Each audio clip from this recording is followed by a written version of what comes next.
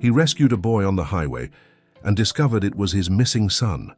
Michael Thompson was driving his luxury car along Interstate 95 when he spotted a small figure staggering on the shoulder.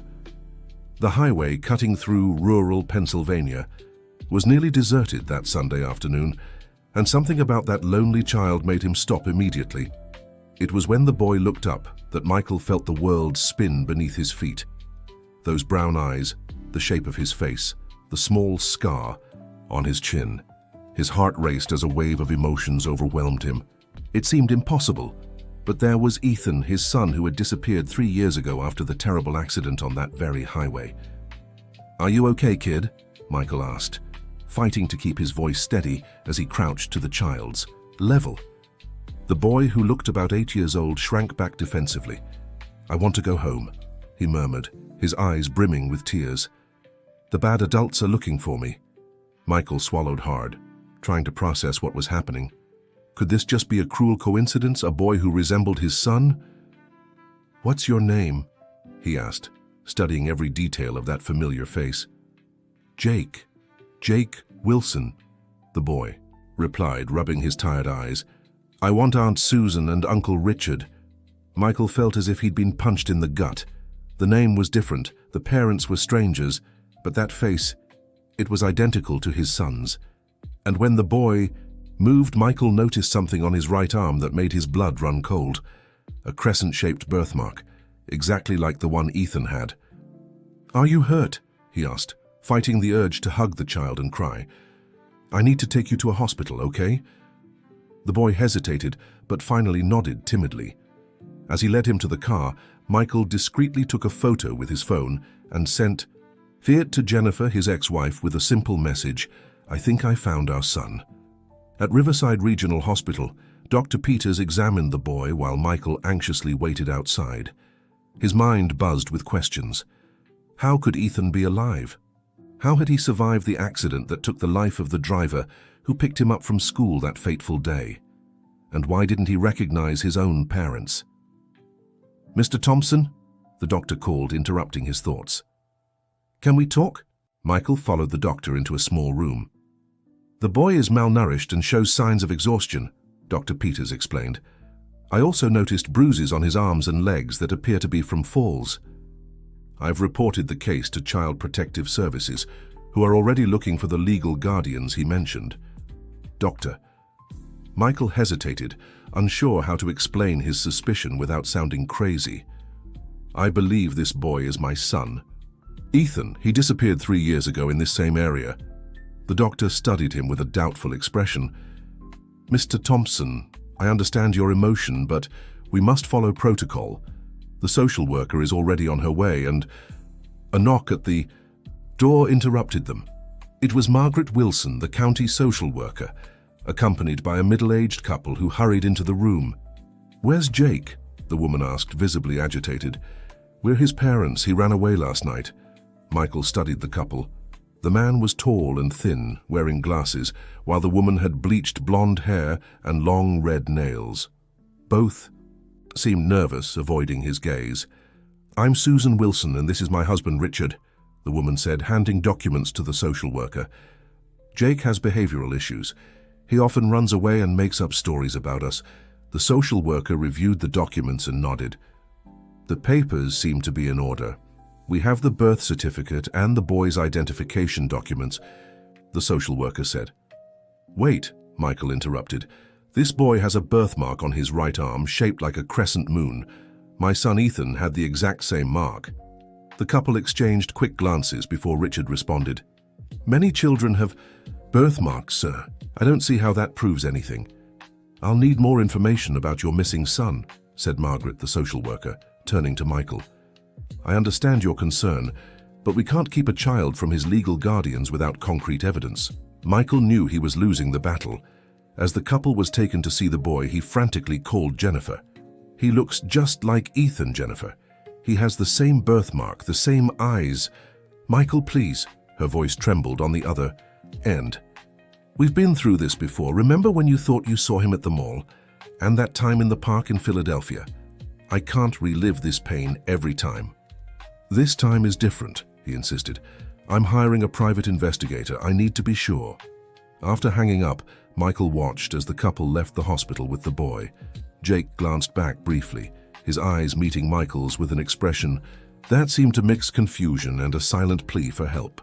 At that moment, Michael made a decision. He would uncover the truth no matter the cost. The next day, Michael hired Robert Johnson, a former police officer who now worked as a private investigator. He explained the situation, showing photos of Ethan and describing the encounter with the boy on Interstate 95. I want you to find out everything about this couple, Richard and Susan Wilson, and about the boy they call Jake. Adoption papers, medical records, schools he's attended. Everything. Robert nodded, jotting down the details in his notebook. And if he really is your son, Michael, we need to understand how this happened. The official story is that he was in the car with the school driver when the accident occurred, right? Yes, the driver's body was found burned, but Ethan's... Michael paused, the memory still too painful. The authorities concluded he was also in the vehicle, though the remains weren't conclusive. The investigator frowned. I'll review the accident report. There might be something that was overlooked at the time. In the days that followed, Michael threw himself into work, trying to distract himself from the anguish of waiting. As the CEO of a tech company in Philadelphia, he managed to handle meetings and important decisions, but his mind kept drifting back to the face of that boy on the highway. Dear listener, if you're enjoying the story, don't forget to like and subscribe to the channel. It helps us a lot as we're just starting out. Now back to the story. After a week, Robert showed up at Michael's office with a folder full of documents. I found some inconsistencies, the investigator explained. The adoption papers look legitimate at first glance, but there are issues with the dates. The adoption was finalized 3 months after your son disappeared, but the process started 2 months before the accident. How is that possible? Exactly. Also, the couple has moved 5 times in the last 3 years. Always small towns. Always transferring the boy between schools. And even stranger, I couldn't find a single photo of the boy before the adoption date. Michael felt a surge of hope mixed with anger. What about the accident report? There's an interesting detail, Robert said, opening a different folder. According to forensics, the passenger door was found open, suggesting someone may have left the vehicle before or after impact. Michael stood up abruptly. So it's possible. Ethan survived and got out of the car? Yes, but in that case, why would he be wandering alone? Why didn't anyone find him during the search? Unless someone did find him, murmured Michael, connecting the dots. Someone who, instead of seeking help, decided to take advantage of the situation. That night, Michael decided to try a different approach. He located Mrs. Jenkins, Ethan's former nanny, who had cared for him from infancy until the divorce. The 68-year-old woman welcomed him into her modest home on the outskirts of Philadelphia, visibly moved to see her former employer. I brought something to show you, Mrs. Jenkins, said Michael, pulling up the photo he had taken of the boy at the hospital. The elderly woman put on her glasses, and as soon as she saw the image, she covered her mouth with her hands, dropping her phone onto the couch. Oh my God, it's my little Ethan, she exclaimed, tears in her eyes. That look in his eyes, that little chin, there's no mistaking it. Are you sure, Mom? Even after 3 years? My dear, I took care of that boy since he was a baby. I know every freckle on that child's face. It's him, I'm sure. That confirmation gave Michael the confidence he needed for the next step. The following day, he went to Jennifer's apartment in Rittenhouse Square. Since their divorce 2 years before Ethan's disappearance, they had maintained a cordial but distant relationship, mostly because of their son. Jennifer greeted him with visible hesitation. At 38, she still carried the beauty that had drawn him to her when they met in college, but her eyes held a permanent sadness since losing their child. Look, Michael, we've talked about this. I can't... Mrs. Jenkins recognized him, he interrupted, showing her the photo on his phone. I didn't even have to say anything. She knew right away. Jennifer took the phone with trembling hands, studying the image. It looks so much like him, she admitted, her voice breaking. But we've been through so many disappointments. Jennifer, I hired a private investigator. This boy's adoption papers have serious inconsistencies. They were filed just months after the accident. She handed back the phone, visibly shaken. What do you want me to do, Michael? Go meet this boy and have my heart broken all over again. When we find out it's not him, I just want you to see him once. If after that you still have doubts, I'll drop all of this. After much insistence, Jennifer finally agreed. Using the investigator's contacts, Michael learned the boy attended a public school in King of Prussia, a suburb of Philadelphia. The next day, he and Jennifer parked near the school at dismissal time. Michael's heart raced as he saw the boy walk out the gates carrying a green backpack. Beside him, Jennifer held her breath. "My God," she whispered, gripping Michael's arm so tightly her nails left marks. The boy stopped near the gate, looking around as if searching for someone. Then he began drumming his fingers against his leg in a quick, rhythmic motion. "The tick," Jennifer murmured, tears streaming down her face. "That finger drumming when he's anxious. He does it just like me, Michael." It was a distinctive habit Jennifer had when nervous, one Ethan had inherited.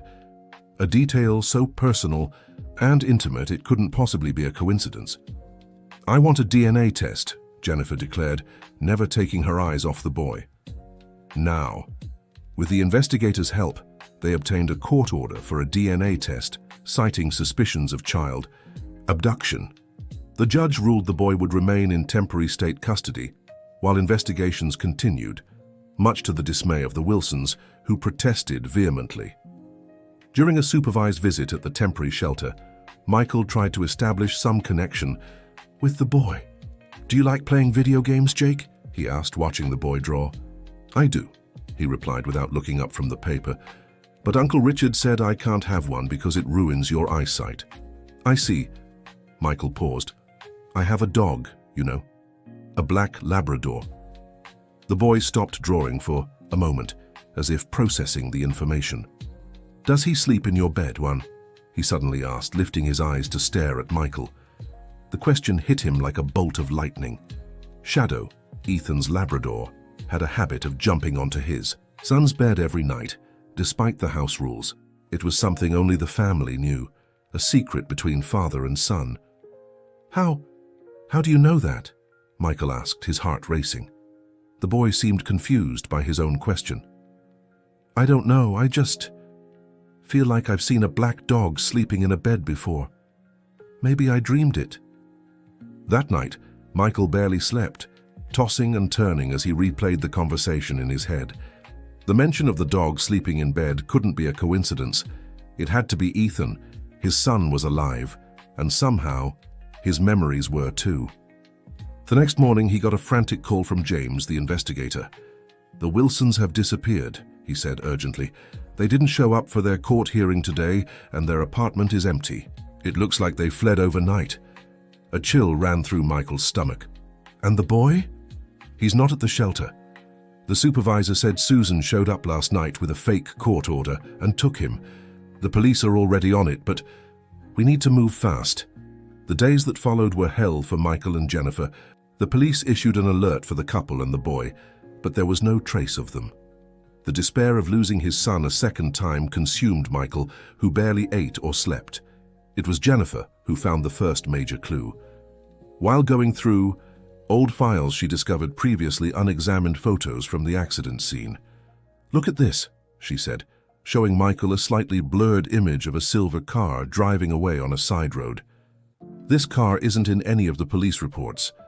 James ran a check on the partially visible license plate and found it was registered to a vehicle under Susan Wilson's name. She was there, Michael. On the day of the accident, Susan was there. Meanwhile, Dr. William Anderson, a neurologist specializing in childhood trauma, reviewed the case at Michael's request. "Based on what you've told me, there's a chance your son developed dissociative amnesia after the accident," the doctor explained. "It's the brain's defense mechanism against severe trauma. That would explain why he accepted a new identity and didn't recognize you right away. What about his memories? Can they come back?" "Yes, especially when exposed to familiar triggers. The question about the dog in bed is a classic example of emotional memory resurfacing. These memories tend to return gradually, not all at once." The renewed hope gave Michael and Jennifer the strength to intensify their search. James mobilized his contacts across different states, tracking leads on the couple's possible whereabouts. After 2 agonizing weeks, an anonymous tip led police to a small town in rural Nebraska, where Susan was seen buying bus tickets at the station. When authorities arrived, they found the woman and the boy about to board a bus to Montana. Michael and Jennifer flew to Nebraska immediately. At the police station, they were reunited with the boy, who looked scared and confused by everything. "Hi, Jake," Jennifer said softly, approaching him carefully. The boy lifted his eyes, studying her face for a long moment. "Why didn't you sing to me any more before bed?" he whispered, surprising everyone in the room. Jennifer brought her hands to her face, unable to hold back her tears. She used to sing a specific lullaby to Ethan every night. "Do you remember that, sweetheart?" she asked, her voice trembling. The boy furrowed his brow, seeming to struggle with confused memories. "I think so. There was a song about stars and a boat." He paused, looking from Jennifer to Michael, with a growing expression of recognition.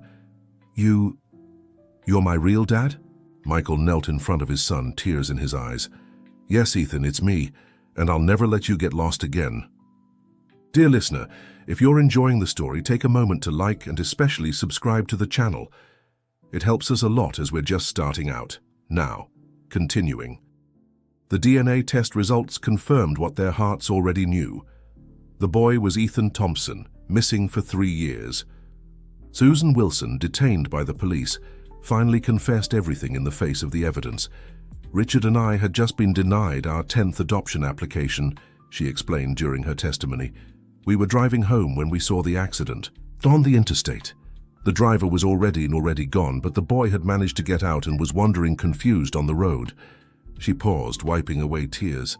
"I just wanted to be a mother. We took him home and he didn't remember anything, not even his own name. By the time we saw the news about the accident, it was too late to turn back.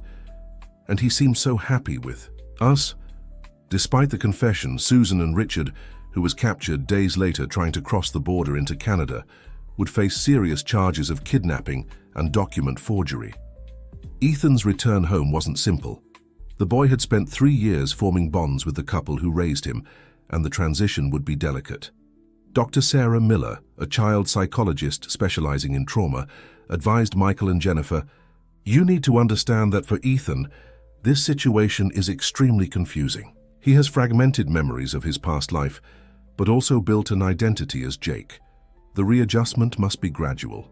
Jennifer, who had rebuilt her life after the divorce and the presumed death of her son, took a leave from her job as a university professor to fully dedicate herself to Ethan's recovery. Michael did the same, delegating responsibilities at his company to be present during this crucial time. They decided to rent a house in a quiet neighborhood in Philadelphia, a neutral space where Ethan could begin his readjustment without the pressure of specific memories from his old home. "You can decorate your room however you like," Michael said, showing the space to his son. "And look who came to see you." Shadow, the now elderly black Labrador, came running into the room, joyfully jumping around the boy. Ethan froze for a moment before kneeling and hugging the dog, who licked his face excitedly. "Shadow," he murmured, not a question but a statement. "He likes to sleep at the foot of the bed." That spontaneous moment of recognition was just the first of many. Slowly, fragments of Ethan's memory began to emerge. His love for pistachio, ice cream, his fear of thunderstorms, the specific way he tied his shoelaces. During a session with the psychologist, Ethan started recalling the day of the accident. "Uncle Mark slammed on the brakes really hard," he said, referring to the driver. "There was a truck in front of us. Then everything went dark and smelled bad. I was scared and my seatbelt came undone. I got out through the door and called for Uncle Mark, but he didn't answer." Guilt tormented Michael. The search efforts had focused on the immediate area of the accident, but no one had imagined that a 5-year-old in shock could have walked miles along the interstate. "I walked a lot. It was dark," Ethan continued. "Then I saw car lights. It was Aunt Susan and Uncle Richard. They asked my name, but I couldn't remember it well, so we went to their house." Jennifer held her son's hand during these difficult recollections, wrestling with her own complex emotions. After Ethan's presumed death, She had distanced herself from Michael, blaming him indirectly for the accident. After all, it was he who had insisted their son attend a more prestigious school, even though it was far from home. "I always thought you put him at risk out of vanity," she confessed to Michael one night after Ethan had fallen asleep. "You wanted our son to go to the best school, even if it meant daily trips with a driver. If he'd been at a neighborhood school..." "I carry that guilt every day, Jennifer," he replied, his voice choked. "But now we have a second chance, not as a couple, but as parents." Jennifer nodded. In the years after the divorce and the tragedy, she had rebuilt her life. She was even in a relationship with James, a professor at the university where she taught. Michael, on the other hand, had thrown himself entirely into work, using it as an escape from his pain. Ethan's readjustment included coping with the changes in his parents' lives. The boy seemed confused when he realized that, unlike when he was little, his parents no longer lived together. "Uncle Richard and Aunt Susan sleep in the same room," he remarked one evening at dinner. "Aren't you married anymore?" Michael and Jennifer exchanged glances before she answered gently, "No, sweetheart. Daddy and I separated when you were very young, before you got lost. But we both love you very much." Ethan took a moment to process this before asking, "Is that why you're friends with Uncle James?" Jennifer blushed slightly. "Yes, Ethan. James is someone special to me. One day you'll get to know him better." Over the months, their makeshift family found its own rhythm. They established a shared custody routine, with Ethan spending some days at Jennifer's house and others with Michael, always respecting his need for stability. Ethan's progress was remarkable. With psychological guidance, he was enrolled in a new school, where he gradually made friends and rediscovered the joy of learning. His nightmares became less frequent, and little by little, he began opening up about his years as Jake. "Aunt Susan wasn't bad all the time," he confided to his therapist during a session that Michael and Jennifer observed through a window. "Sometimes she got angry and scared me. Uncle Richard hardly ever played with me, but he taught me how to fish once. They gave me food and a bed, but we were always moving houses and schools. I never had time to make real friends." Michael had to learn to control his anger when hearing about those who had stolen precious years of his son's life. Dr. Sarah always emphasized, "For Ethan's recovery, it's important that you don't completely demonize the Wilsons. As wrong as what they did was, they were his parental figures for 3 years. Criticizing them too harshly could create a loyalty conflict that would only harm his emotional development." Over time, Michael learned to separate his justified anger from what was best for his son's recovery. Jennifer found this easier, perhaps because of her background in psychology or simply her more conciliatory nature.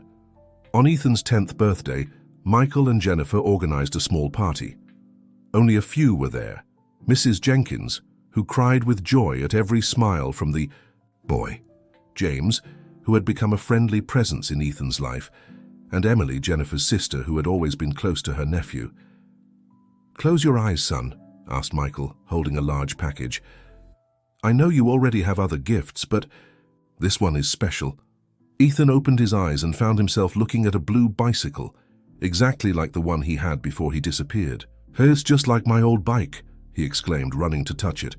Then he stopped abruptly, his face filled with surprise. "I remember. I had one just like this, and you taught me to ride without training wheels in the park near Grandma's house." Those spontaneous memories were becoming more frequent, forming a mosaic that slowly pieced together Ethan's full story. With each recovered memory, the boy seemed more confident, more rooted in his true identity. Dear listener, if you're enjoying the story, don't forget to like and especially subscribe to the channel. It helps us a lot as we're just starting out. Now, back to the story. Nearly a year after the reunion, Michael proposed something symbolic, a trip to the site of the accident. "I'm not sure this is a good idea," Jennifer said, worried. "It might bring back traumatic memories." Dr. Sarah, consulted on the matter, surprised them both. Actually, under the right circumstances, this experience could be therapeutic. If Ethan feels ready, visiting the place might help him process the trauma and complete his recovery.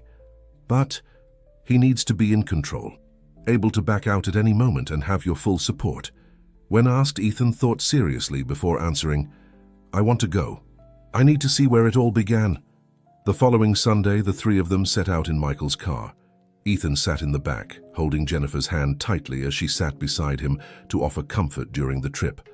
The mood was tense at first, but gradually, light conversation about the passing scenery and fond memories of past outings eased the atmosphere. As they neared the accident site, Michael parked the car in a safe spot. The sun was setting, bathing the landscape in golden and orange hues. "This is it," he said softly. "We don't have to get out if you don't want to." Ethan stared out the window for a long moment, studying the curve of the road, the partially twisted guardrails that had never been fully replaced. "No, I want to see," he declared, unbuckling his seatbelt. The three walked in silence to a small shoulder of the road. Ethan led the way, his steps showing surprising determination for a child his age. "It was after that curve," he said, pointing. The truck braked and Uncle Mark tried to swerve. Michael and Jennifer held each other's hands, letting their son guide the moment.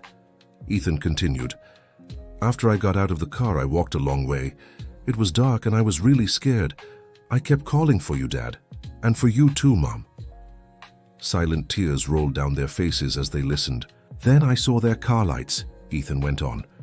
"Aunt Susan asked if I was lost and I said yes. She asked my name and I tried to say it, but the words wouldn't come out right. My head hurt so much." He paused, gazing at the horizon where the sun was slowly disappearing. "I wish you had found me that day," he said, his voice breaking. Michael knelt in front of his son, gently holding his small shoulders. "We looked for you everywhere, son. We never gave up, even when everyone told us we should accept that you wouldn't come back." "Your father hired private search teams," Jennifer added. "We put up posters all over the area, interviewed everyone who traveled this road, checked hospitals in 3 states. I know you looked," Ethan said, wiping his tears, "and you found me in the end." The boy then turned to the empty road and said something that deeply touched his parents' hearts. "I think I can say goodbye to Jake now. He helped me survive when I couldn't remember who I was. But now I know. I'm Ethan Thompson." Michael hugged his son, lifting him into his arms as the last light of day faded on the horizon. Jennifer joined the embrace, forming a family circle that, though changed by time and circumstance, remained bound by unconditional love. In the months that followed, life continued its course of renewal. Ethan turned 10 and a half, celebrating, with a bigger party that now included classmates from his new school. His academic progress impressed his teachers, who praised his resilience and ability to overcome challenges. Michael, inspired by their experience, founded a non-profit organization dedicated to finding missing children and providing psychological support to families. The project, named Reunion, had already helped solve 3 complex cases in its first year. Jennifer, in turn, devoted herself to researching and writing about childhood trauma and dissociative amnesia, using her personal experience and academic background to help professionals identify and treat children in similar situations. As for Ethan, each day brought new discoveries and reconnections.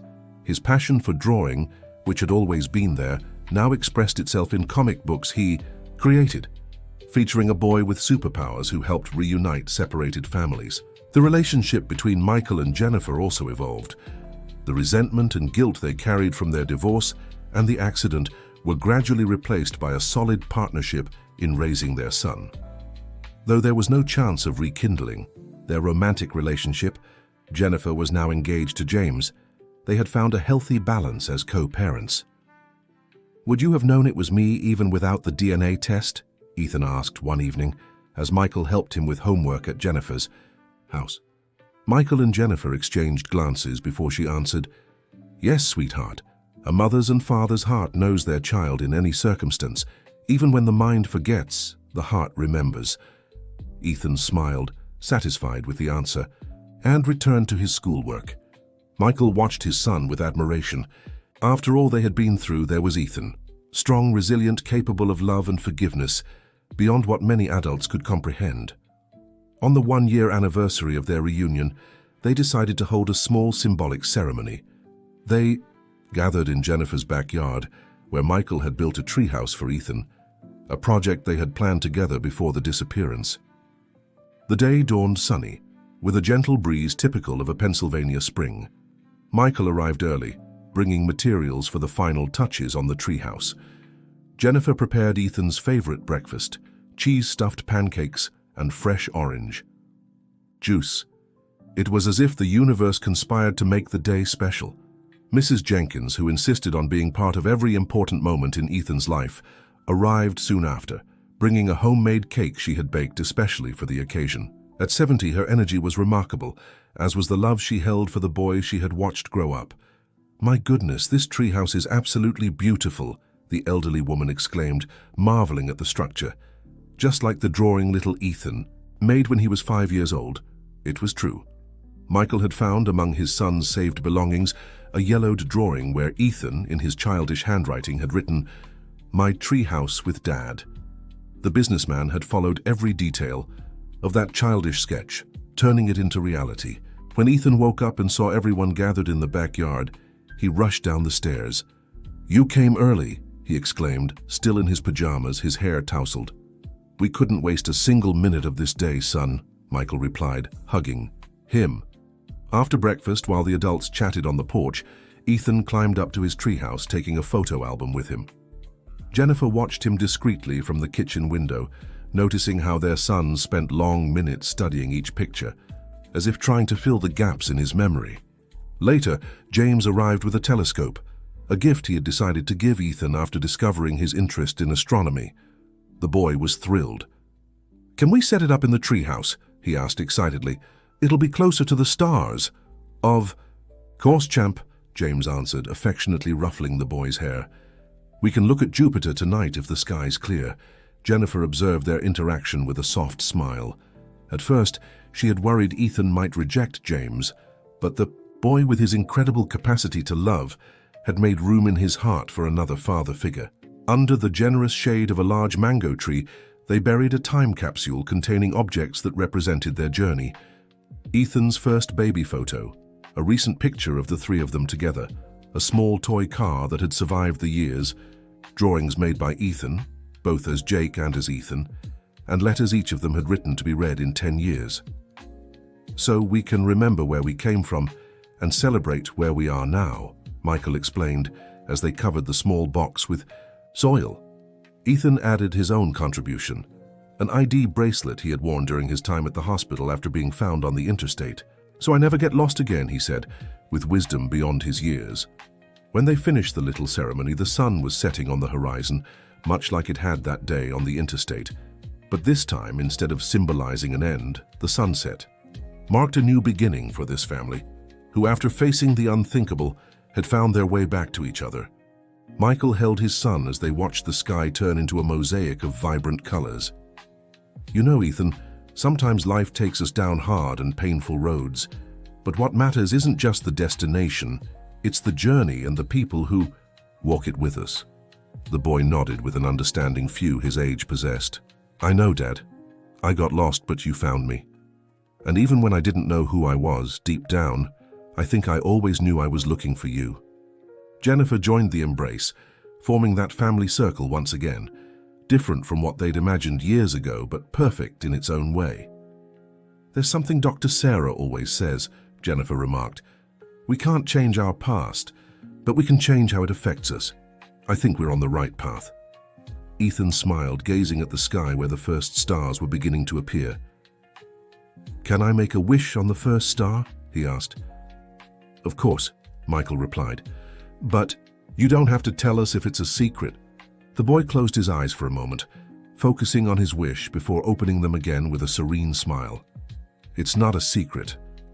I just wished we could always stay like this, a family, even if we're different from others." Jennifer kissed. The top of his head moved. "That's a wish we can help come true every day, sweetheart." As night fully settled, they remained there, wrapped in each other's arms beneath the starry sky. Three hearts that had weathered the most devastating storm and, against all odds, found their way back to the light. A few weeks later, Michael received the news that Susan and Richard Wilson had been convicted, but with reduced sentences due to their confession and the fact that they had cared for Ethan during the years he was with them.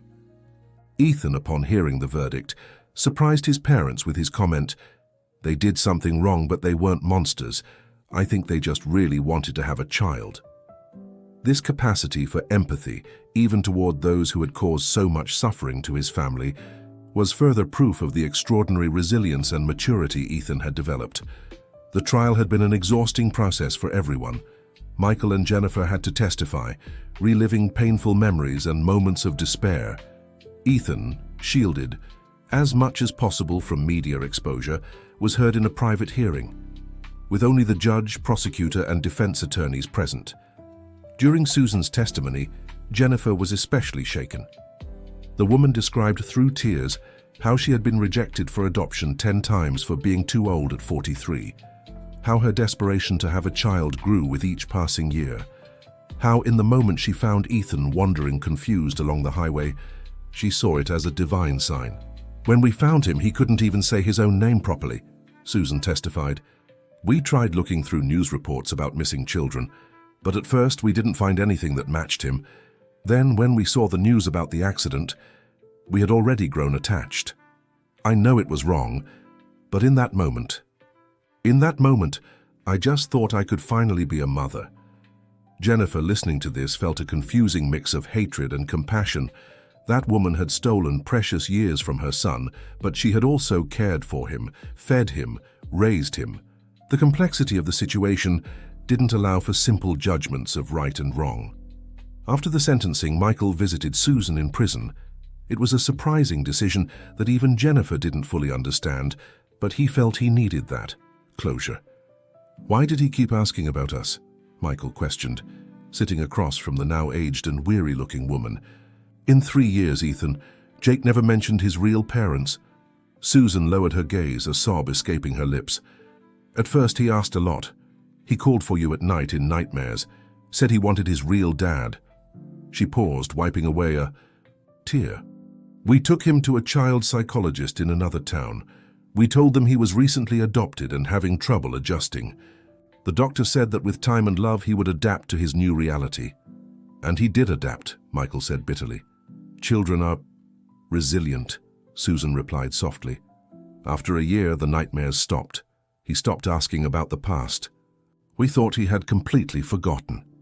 That conversation, though painful, gave Michael a deeper understanding of Ethan's lost years. It allowed him to start filling in the gaps of his son's story, something essential for the healing process of the entire family. One day, while organizing old photos for a commemorative album, Ethan found one that made him pause. It was him at 4 years old, smiling alongside his parents in front of a small farmhouse. "I remember this place," he exclaimed excitedly. "There was a creek where we fished and a big tree where Dad hung a swing." Michael smiled, recalling that perfect weekend at a friend's small property. "Yes, it was our last trip before the divorce," Jennifer finished gently. Ethan looked at them with a thoughtful expression. "Were you happy together?" The question caught them both off guard. After a moment of reflection, Michael answered, "We were very happy for a while, son. Your mother and I loved each other deeply. But sometimes, even when there's love, people take different paths. And that doesn't diminish the love we have for you at all," Jennifer added. "In fact, you're the greatest gift our union could have given us." Ethan nodded, seeming satisfied with the answer. He continued flipping through the photo album, watching his own story being pieced back together through those images. As another year passed, Ethan kept thriving. His relationship with James, Jennifer's fiancé, grew into a genuine friendship, especially after they discovered a shared interest in astronomy. Michael, in turn, began opening himself up to new relationships, eventually meeting Rebecca, an architect working on the expansion project for his company's headquarters. The first meeting between Ethan and Rebecca was carefully planned by Michael. He chose a casual lunch at Fairmount Park, a place where Ethan always felt at ease. "Is she your girlfriend, Dad?" Ethan asked bluntly, while Rebecca had stepped away to take a call. Michael choked on his juice. "Well, we're getting to know each other better, son. She's someone special to me." Ethan considered the answer for a moment, thoughtfully chewing his sandwich. "She seems nice, and she knows a lot about rockets and space travel," he concluded, with the straightforward simplicity of children.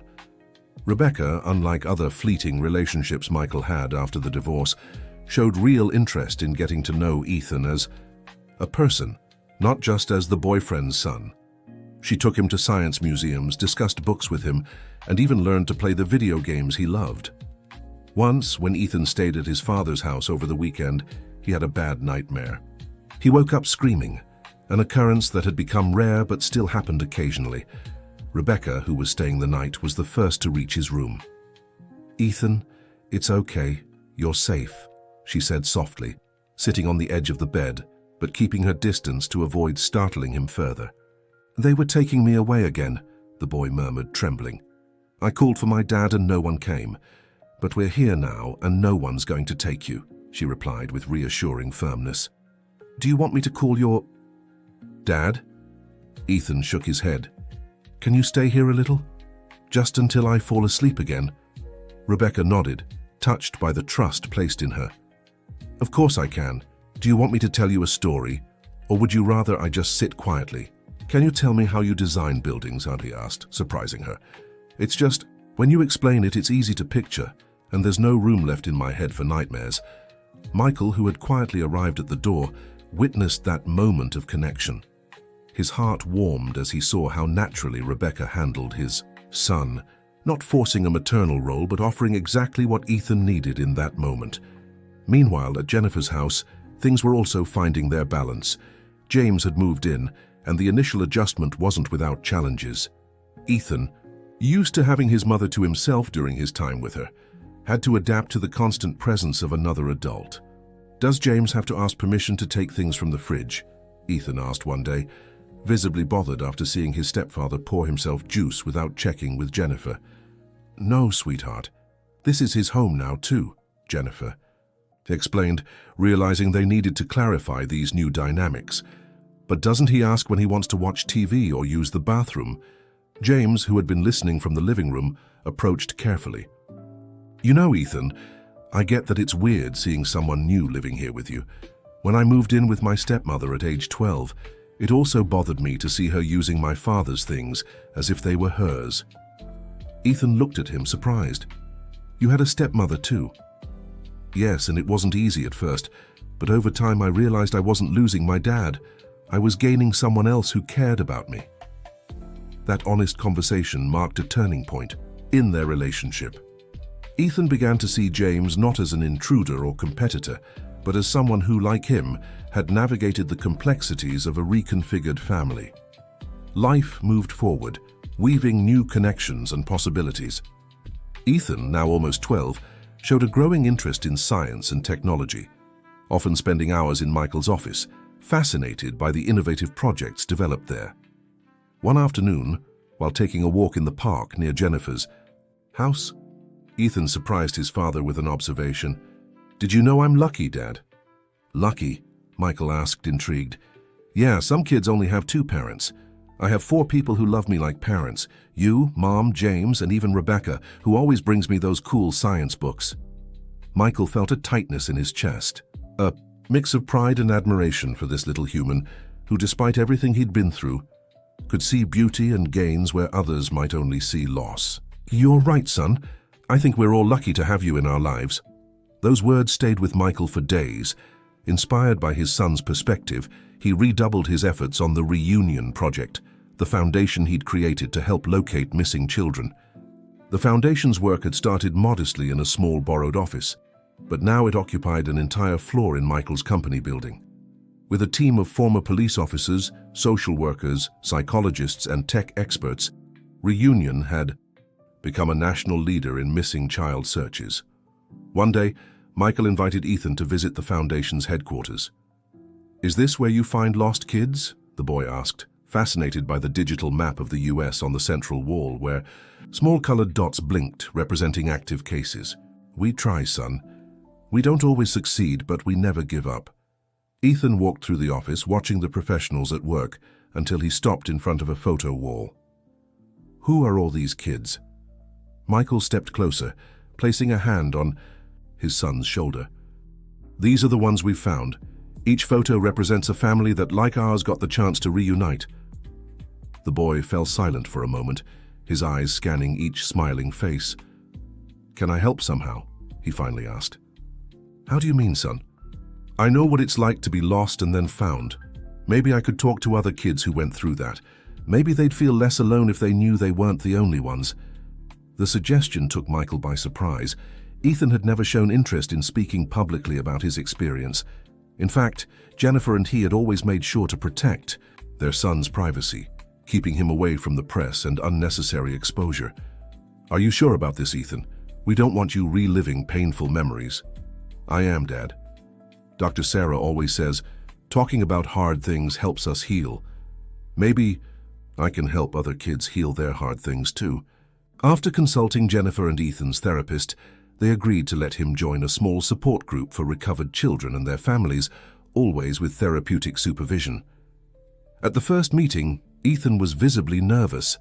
5 other children, ages 8 to 15, sat in a circle with their parents. They had all been separated from their families for varying periods and under different circumstances.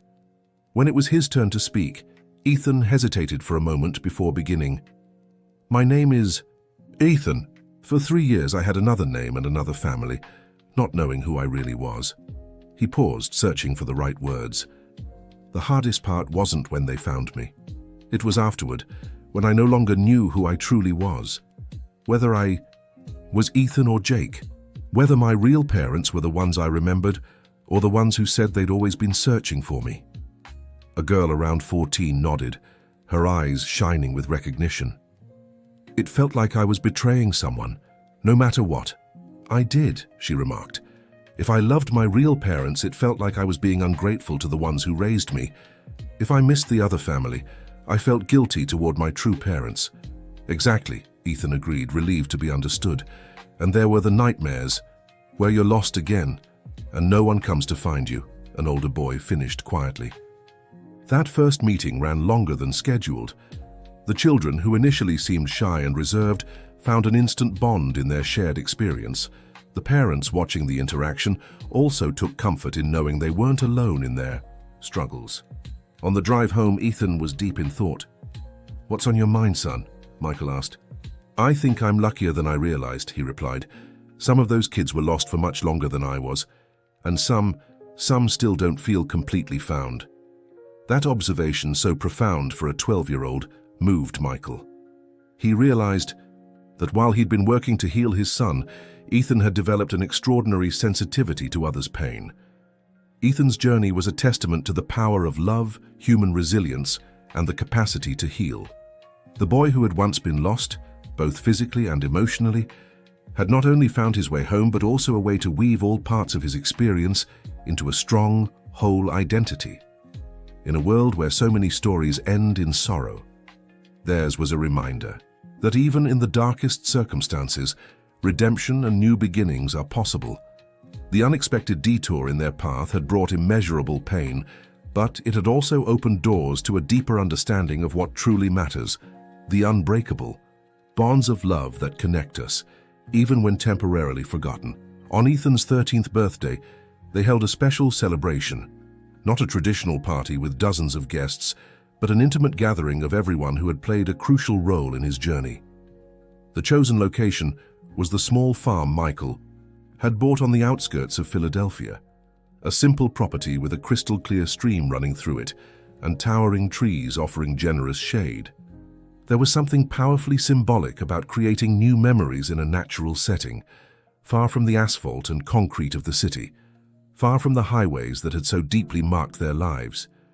Mrs. Jenkins, now struggling with mobility, but still sharp and spirited, was the first to arrive, brought by Emily, Rebecca's sister. "My little Ethan is becoming a man," the elderly woman exclaimed, opening her arms to the teenager who ran to hug her. Dr. Peters, the physician who had treated Ethan that first day at Riverside Regional Hospital, Robert Johnson, the investigator who never gave up following the WOW. Clues, Dr. Sarah, the psychologist who guided the family through the recovery process, even Margaret Wilson, the social worker who initially doubted Michael's story, but later became a fierce advocate for family reunification, all were present, each representing a chapter of that extraordinary story. While the adults chatted on the porch, Ethan led a group of friends, both from his current school and some children from the support group, to explore the small woods behind the property. Michael watched from a distance, amazed at how naturally his son now navigated social relationships, free from the fear and distrust that marked his first months after the reunion. Jennifer approached, handing him a cup of coffee. "What's on your mind? How much he's changed, how we've all changed." She nodded, following his gaze to the group of teenagers now returning from their exploration, carrying branches and leaves for some improvised project. "Did you know he wants to study psychology?" Jennifer remarked. "He said he wants to better understand how the mind protects us and sometimes confuses us." Michael smiled, not entirely surprised. He'd make an excellent psychologist. He has a natural empathy you can't learn from books. A call from Ethan interrupted the conversation. The boy gestured excitedly, inviting them to see what they'd discovered in the woods. Michael and Jennifer exchanged a glance, sharing a silent moment of gratitude before joining their son. The small group had found an old treehouse, likely built by the previous owners. It was a bit weathered by time, but still structurally sound. "Can we rebuild it, Dad?" Ethan asked, his eyes shining with excitement. "It could be a project we do together, like the one at Mom's house." "Of course we can," Michael replied, examining the structure. "We'll need to replace some boards, reinforce others." "I can help with the design," offered Rebecca, who had joined the group. "We could make something really special." Ethan smiled, looking at the small circle of people around him. His father, his mother, James, Rebecca, his friends. Each face represented a different part of who he was now, a patchwork of experiences and relationships that together formed his complete identity. Later, as the sun began to set, everyone gathered by the creek for a special moment planned by Ethan. He had asked his parents if he could lead a small ceremony. Standing before the group, with the sound of flowing water in the background, Ethan seemed nervous at first, but his voice grew steadier as he spoke. "I wanted to thank you all for being here today. Each of you helped me find my way, even when I didn't know I was lost." He paused, taking a deep breath. "When people ask me what it was like to be lost for 3 years, I never know exactly what to say. Because when I was Jake, I didn't know I was lost. And after I was found, it took me a while to understand I was truly found." Jennifer held Michael's hand, both deeply moved by their son's maturity and eloquence. "Dr. Sarah taught me that sometimes we need to let things go to move forward." He pulled a small wooden box from his pocket. "Inside this, I've put a few things that belong to Jake. A trading card Uncle Richard gave me, a necklace Aunt Susan gave me for my birthday, a photo of the house we lived in Nebraska." Opening the box carefully, he showed the items to everyone. "I don't want to forget them because they're part of my story, but I also don't want them to hold me back." He closed the box again. "So today on my birthday, I want to let go of these memories, thanking them for what they taught me, but choosing to look forward." Ethan walked to the edge of the creek and with a gentle gesture, placed the little box on a small makeshift raft he had prepared with bamboo. With a light push, the miniature vessel began its journey downstream, carrying with it the physical symbols of the time when he was someone else. Not a single dry eye remained among those present. That boy, who had lived through more traumatic experiences in his short life than many adults face in decades, showed extraordinary wisdom and serenity. Michael stepped closer to his son, embracing him in silence. Words seemed inadequate in the face of the moment's depth. As the little raft disappeared around the bend of the creek, Ethan turned to his father and asked, "Can we start rebuilding the treehouse tomorrow?" "Of course we can," Michael replied, recognizing in that simple question the true meaning of healing, the ability to look to the future with hope and purpose, even while carrying the scars of the past. As they walked back home with the sun setting on the horizon, Ethan held his father's hand with the confidence of someone who knows exactly where they belong. And in that simple moment lay the deepest truth. Sometimes we need to get lost to truly understand what it means to be found. End of story. Dear listener, if this journey of loss and reunion has touched your heart, leave your like and subscribe to the channel. Your thoughts on the strength of family love that overcomes all obstacles move us deeply. Tell us in the comments, what would you do in Michael's place?